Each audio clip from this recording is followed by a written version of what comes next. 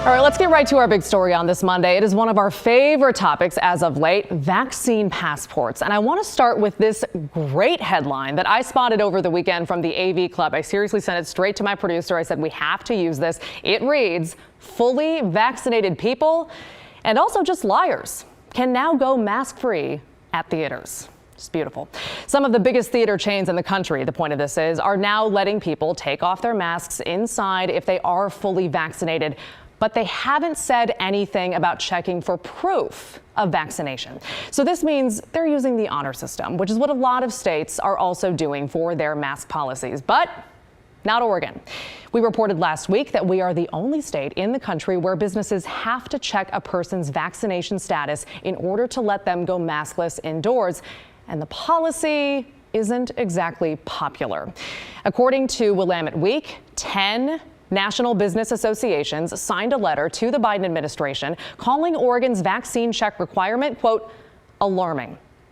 On top of that, a conservative group is threatening to sue Governor Kate Brown if she doesn't drop this policy.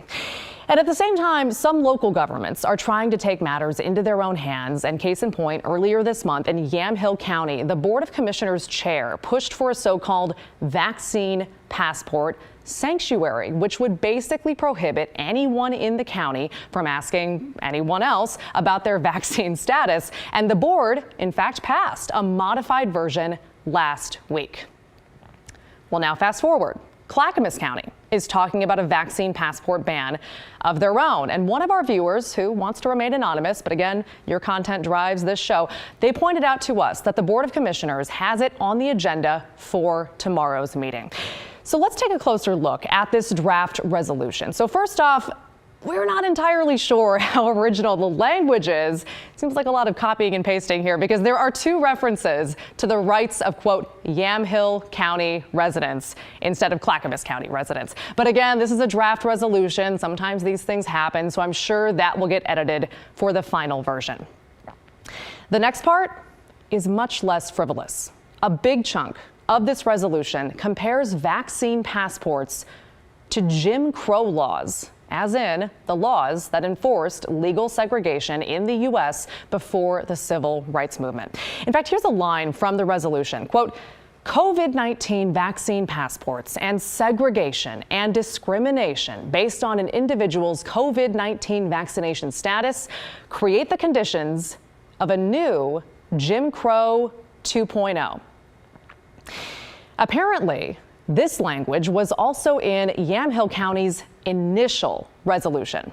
So, like I said, not very original at this point. Now, we did reach out to the board to ask how each and every commissioner feels about the Jim Crow language. If you're watching, please email us back. And we also asked if they support the resolution as a whole. We haven't heard back, but it is a holiday. And tomorrow morning, the board will be discussing this at their meeting, so we should get some more answers then.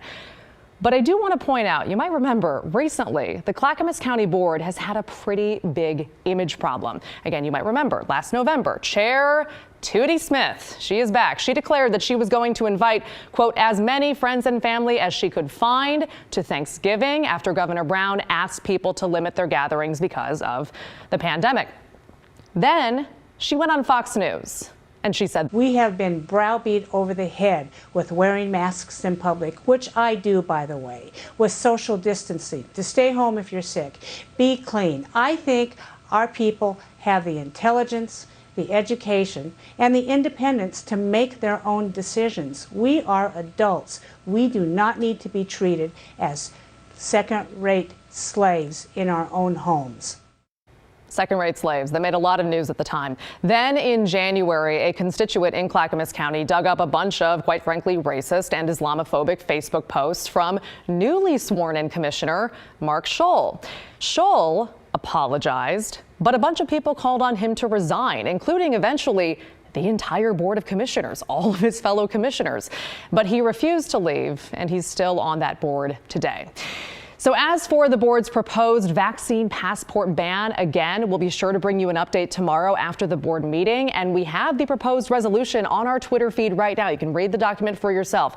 But I want to end this with a note from our team here at The Story.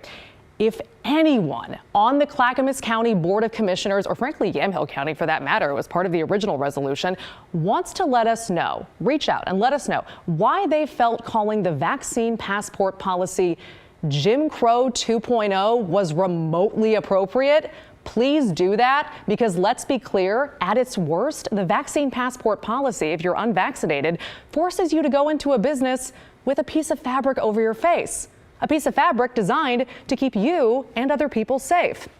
On the flip side, here's a list of businesses, government buildings, settings, and so on that were actually legally segregated by Jim Crow laws. Jim Crow 1.0, apparently.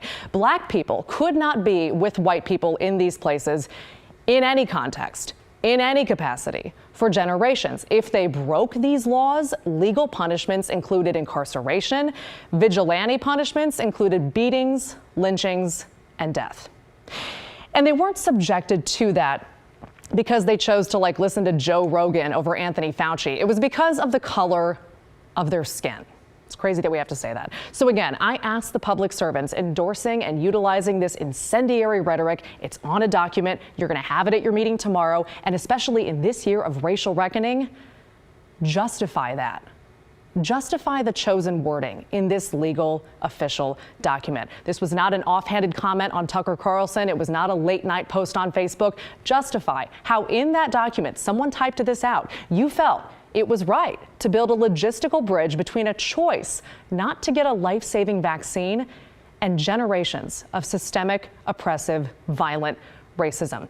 I cannot for the life of me fathom how you will, but I can tell you one thing. After Tootie's second-rate slaves comment and Mark's racist rantings on social media, your constituents, the people who can hire you and fire you, they deserve to hear you try. And that said, you can bet we will be watching tomorrow.